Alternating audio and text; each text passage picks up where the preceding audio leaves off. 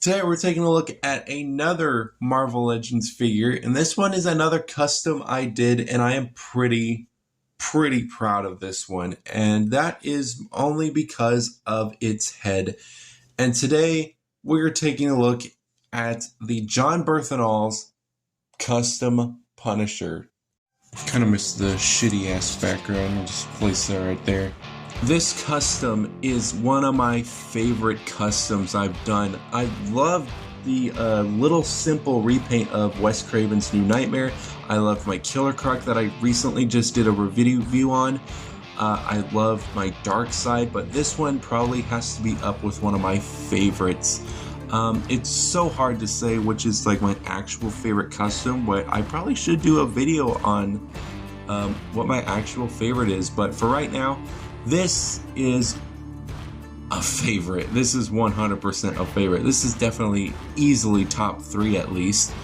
But this guy looks absolutely gnarly. This is so cool looking. I absolutely love the way that I did this guy.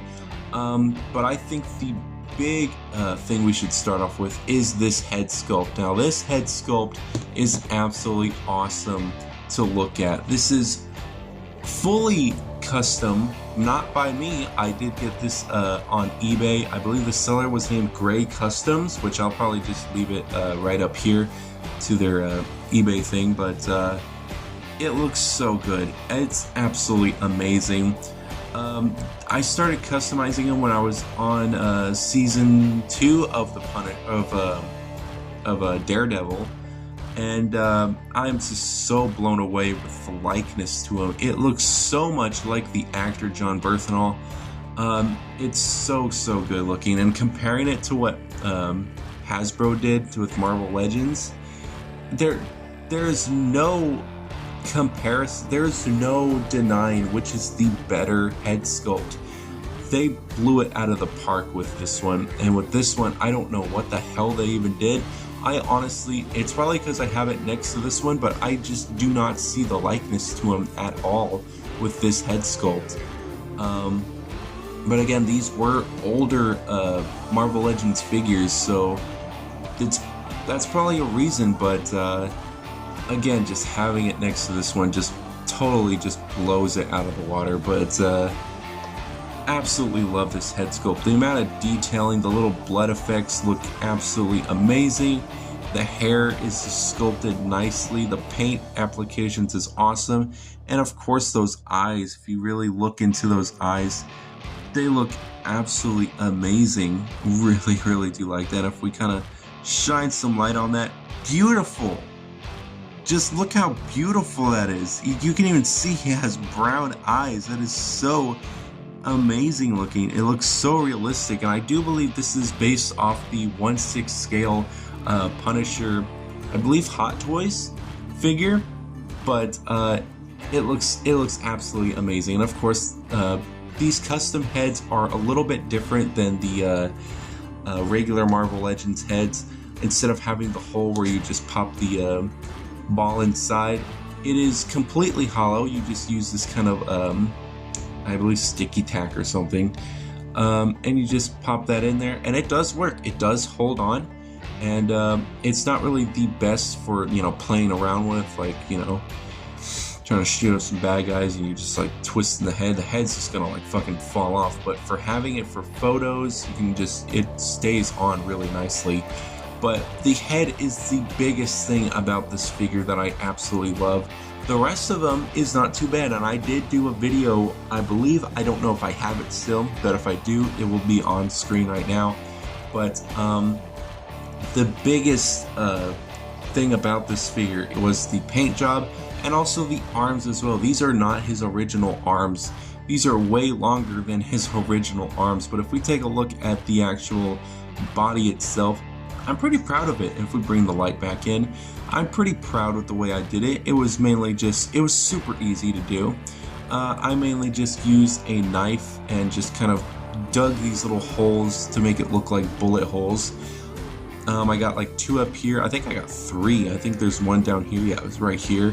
There's 1, 2, 3, 4. There's 5, and I do believe there's some in the back as well. 6 and 7. bullet holes that he's just been shot at so many times. I also flicked some blood on him, which is pretty sick. He looks absolutely torn to shreds, but he looks like he's just ready for more.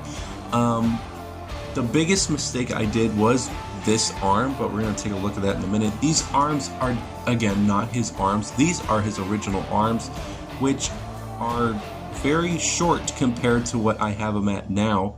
But these arms did belong to this fellow that I got on for like cheap because it came with no accessories. He was just in a plastic bag when I got him at a comic book store, so I snagged him because I thought the skin tone kind of matched a little bit of the face, which it does. I'm pretty happy it does, and if not, it looks like he just got like a little tan or something at the arms. But I used his arms, ripped them out of him as easily as I could. I think the best way to go about that is heating the figure up, because taking the arms off this guy was absolutely a pain. He's honestly a really cool figure too. I really do like the way he looks, but I really just wanted his arms, to be honest. But to do that, you just kind of heat it up with a hair dryer and just easily work your way to pop it out, and it should soften up so it's, you know, easy to pop out.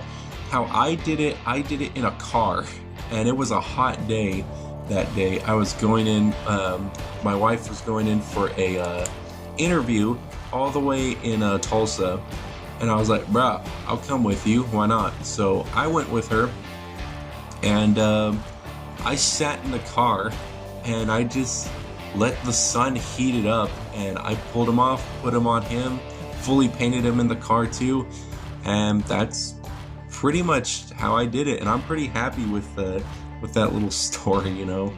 But I did use his arms, and they work pretty nice on him. And again, I did mess up a little bit with this arm. I did pretty good with this one. Both arms were super loose because, you know, this is not his. These arms do not belong to him, so they kind of were rejecting it a little bit. They were super loose. They were just wiggling all over the place. So I did the super glue trick. So I tried it with this arm first, and of course, you know how the Killer Croc ended up. It stuck. So now it is at a permanent standstill. But I like to think of it as, you got shot in this arm, you can't move this arm, but at least you can do this one, which I'm pretty proud of this one, which I think I did first and then I messed it up the second time. But I just put a little dab of super glue, and I just kept going over and over and over again for I don't know how long, but I went for a long time. And it works. It works. It holds its pose. It can go all the way around, and it's pretty good. I really do like the way that looks. For posability on this figure in particularly, because I have not reviewed this Punisher before, so for posability, it's not too bad. You know, he can't really look up that far, but he can look down that far at least with the ball joint, but that doesn't really count with head. But the arms can go out that far and do a rotation. Of course, there is a single bend at the elbow when it comes to this arm, at least. But, you know, he does have a swivel at the waist and a swivel at the chest piece as well.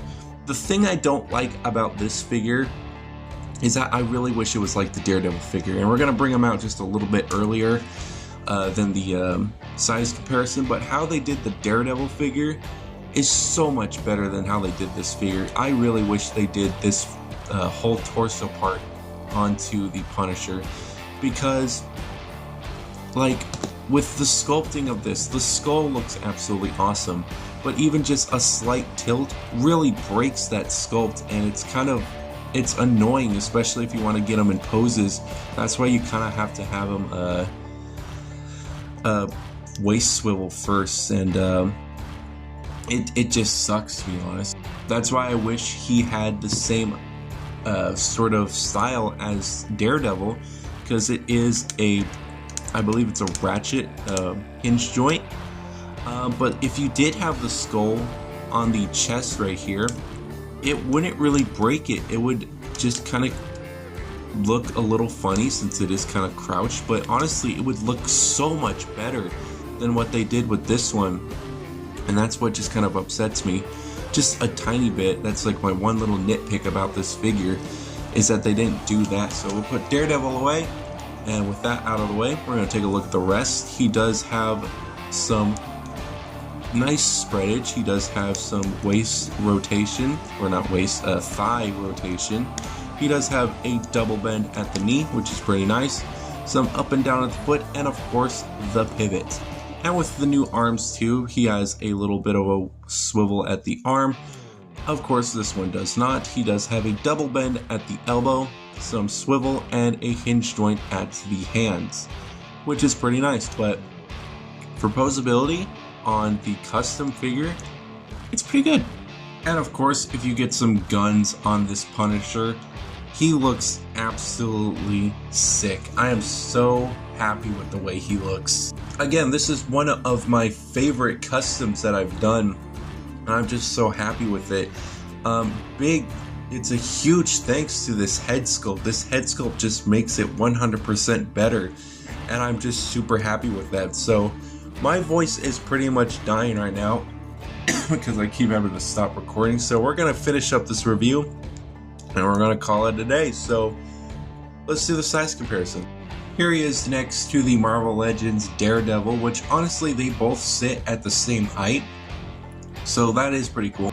The big Wilson Fisk looks menacing to these little guys. It's absolutely insane of how huge he is.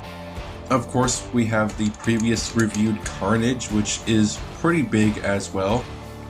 He sits very short, but here is the Mandalorian Din Djarin next to the Punisher. Here he is next to Black Adam, which might be a review soon, next to another Black Adam character. Of course, the NECA Frankenstein, and the Doomslayer Doom Eternal Mini. Of course, for this shitty ass little display here, they all three look together. I absolutely love the way Wilson Fisk just towers over these two in just size and strength, to be honest. All three of them look so good together, and I cannot wait to maybe see a yellow suit Daredevil figure, because honestly I could give less of a shit about She-Hulk, because I could go on and on, but I think when we actually get to that review I will talk about it a little bit more. But all I can say is I don't care. But the suit for Daredevil looks absolutely sick, and I really hope we get a figure like that. I hope we get this kind of same look as this Marvel Legends figure has, but just in the new suit with updated posability and stuff. I'm just pretty happy. But with this custom, I am super happy with, and I think that is going to be all for this review. I hope you guys did enjoy, and I hope this does inspire you to do a little bit of customizing yourself with your Punisher or whatever figures that you do have. But I think that's going to be it, and I'll see you guys in the next video.